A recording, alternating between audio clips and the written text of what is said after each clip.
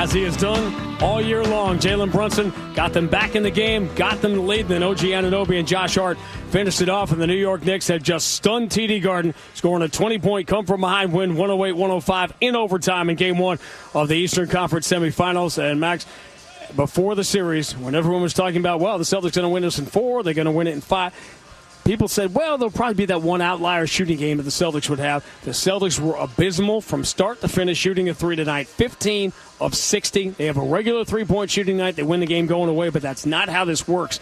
And it just built on itself.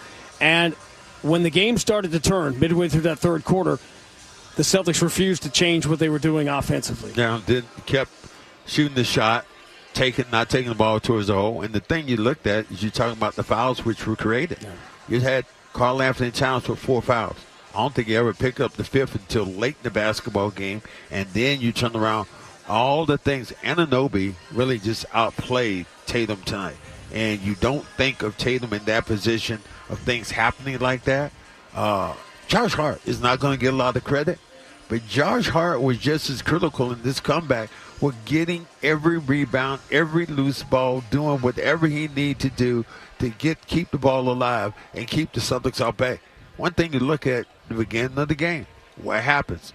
Porzingis, first couple of minutes of the game, goes in, misses a layup, misses another layup, and then all of a sudden comes out of the game, and the Celtics say he was sick. Now he's out the game. How will he be coming back for the next game? And obviously all the pressures on the world champs to come in here and win a game on their own home floor, which everybody thought for not when the Celtics went up by 20. Keep in mind, this is the first time the Celtics have trailed in a playoff series in 2 years. It didn't happen last year. It hasn't happened since they were down 3-0 to Miami in the conference finals. It obviously forced Game 7. You look down at the numbers, and they are simply stunning to have Derek White, Jaylen Brown, and Jason Tatum go 10 for 41 from 3. Drew Holiday was 2 for 7. Sam Hauser barely played in the game and then turned his ankle. It was the absolute nightmare game for the Celtics and a dream of a situation. As I kept saying all night, all the Knicks want to do is get this thing to the ninth inning and hand the ball to their closer and Jalen Brunson. That's what they did. He was great. He missed a bunch of shots late fourth quarter and in overtime, but by that point, there were enough guys to do it. If you're the Knicks, you've stolen home court.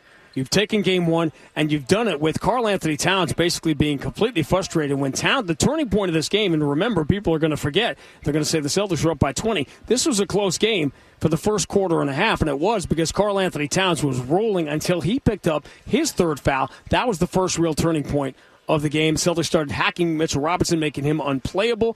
New York had to go to Precious Achiuwa, who didn't even play in the Detroit series, and things were not going the Celtics' way. And what did we say all night? All these bad things were happening for the Celtics, not playing well, and they were up by 20. But at some point, you got to turn it around, and they never did. No, they never turned around. They continued to shoot the 3 instead of attacking the rim. Ugly opportunities that they didn't convert. But, there's always a game tomorrow. Always another game to play. And the Celtics have to come back, regroup, and play their brand of basketball. One thing we talked about, second chance opportunities. Josh Hart kept the ball alive just enough for the Knicks to get opportunity after opportunity after opportunity. 12 offensive rebounds for New York. The Celtics had 19 in this game. That's how poorly they shot the ball. But obviously the Celtics just stopped getting to the free throw line. And the Knicks made their threes and the Celtics did not. And for all the conversation, the Celtics took some bad shots in this game and they forced some.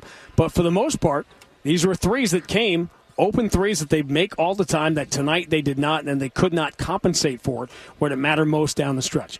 The national media, everybody looked past the New York Knicks in this series. They're going to have to take a second look at it now. The New York Knicks have a 1-0 lead. They have home court advantage, and now all eyes will be, is Sam Hauser going to be available to play? And can Kristaps Porzingis, who had a bad series against Orlando, can he shake whatever is bothering him to be the player he has been the last 2 years, which has been integral to the Celtics' success against New York? Well, and you think about it, he's the guy who can score in the paint.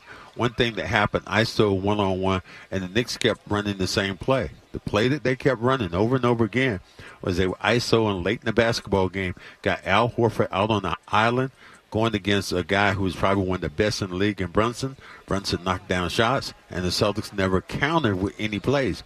You may mention late in the basketball game where the Celtics ran a play and going, oh, they ran the play and they got a good shot. But everything pretty much was on the perimeter, one-on-one, and very, very tough shots for the Boston Celtics to take. And you know how this works now. It's going to be a rough 48 hours in the universe out there for Jason Tatum because he had a bad fourth quarter. He did not have a good night in game number one. It's going to get loud the next 48 hours, and I imagine our guy Stephen A. Smith is going to be leading the charge here. He's going to be a happy guy tomorrow morning. Well, he will be happy tomorrow. Monica McNutt will be happy. A bunch of people are going to be happy. You're going to be happy.